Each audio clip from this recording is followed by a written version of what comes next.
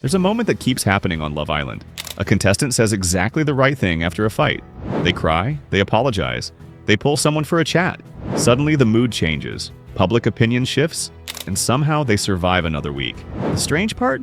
When fans rewatch those moments, they notice something different. Not the argument, not the betrayal, the timing. Because over the years, viewers started spotting a pattern. Certain Islanders always seemed unusually good at recovering after backlash. They knew when to get emotional, when to reassure a partner, and when to step back before taking the blame. And fans started asking a different question. Were some contestants looking for love or managing perception? Today we're looking at the Islanders whose behavior sparked some of Love Island's biggest manipulation debates. And one contestant changed the conversation so much that even people outside reality TV stepped in. Love Island doesn't work like normal dating. Inside the villa, relationships aren't just emotional, they're survival. You sleep together, eat together, and spend every day under pressure while public votes decide who stays. Attention becomes power. And Casa Amor exposed that better than anything. Fans realized Casa wasn't just testing loyalty, it was exposing strategy. Because some contestants looked surprisingly comfortable in chaos. And one of the first names viewers still debate today was Jake Cornish. Jake Cornish and Casa Amor. At first, Jake Cornish and Liberty Poole looked like one of the strongest couples in Season 7. Liberty quickly became one of the most liked contestants in the villa. Jake came across as relaxed, funny, and loyal. But during Casa Amor, public opinion shifted dramatically. Fans noticed Jake repeatedly encouraging the boys to explore connections, using phrases that viewers interpreted as promoting a lad's holiday mindset. Meanwhile, Jake himself avoided making major moves. That contrast became a huge talking point online. Some viewers felt he was encouraging risk around him while keeping his own image protected. Then attention shifted to his relationship with Liberty. Fans replayed clips and pointed to moments where Jake reassured Liberty after arguments or doubts. But critics argued those moments often happened after tension had already built. Supporters saw normal relationship behavior.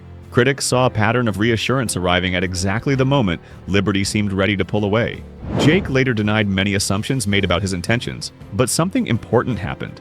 People stopped watching only for romance. Fans started analyzing timing, motive, and social influence. And then another contestant pushed that conversation much further. The Adam Collard effect.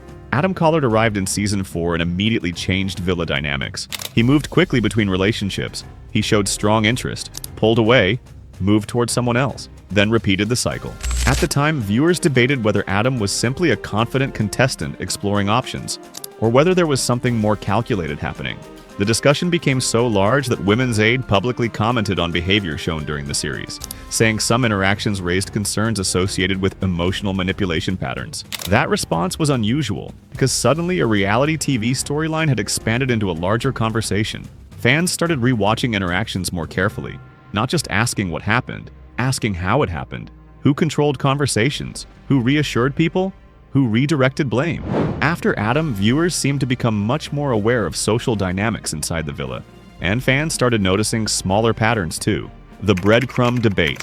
One term started appearing constantly online: breadcrumbing. The idea was simple: give someone just enough attention to keep them emotionally invested, not enough to create certainty, just enough to prevent them from walking away. Fans applied the term to different Islanders across multiple seasons, usually after seeing patterns where contestants appeared affectionate one moment and distant the next. A reassuring conversation after a day of flirting elsewhere, a romantic gesture immediately after tension, a sudden emotional conversation before recoupling. Not everyone agreed with those interpretations, but viewers increasingly started focusing on inconsistency, because uncertainty itself can become powerful inside a closed environment. And fans weren't only looking at relationships anymore, they started watching group behavior too.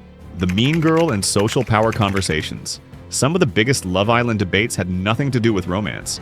They involved social circles, who sat together, who got included, who got defended, and who slowly became isolated. During different seasons, fans accused friendship groups of creating cliques that influenced villa dynamics.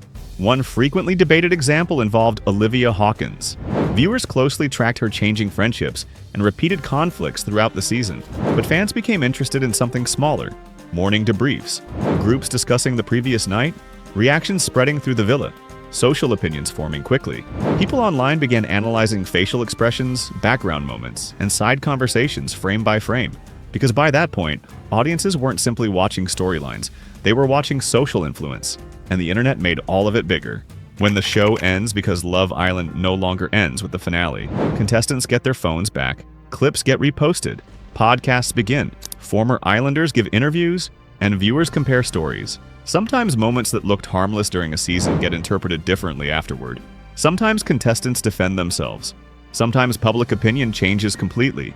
Some Islanders once criticized heavily later gained support. Others experienced the opposite. And that's changed how audiences watch the show. People still care about romance, but many viewers also watch for strategy now, for patterns, for social dynamics, for moments that feel carefully managed. Which brings us back to the question from the beginning. Were some contestants manipulating relationships, or were they adapting to one of television's strangest environments? Because maybe that's why Love Island creates so much debate. Everyone watches the same scenes, but not everyone sees the same game. So tell me in the comments, who do you think played the smartest game in Love Island history? And who do you think got judged too quickly? Subscribe for more Fame in Frame.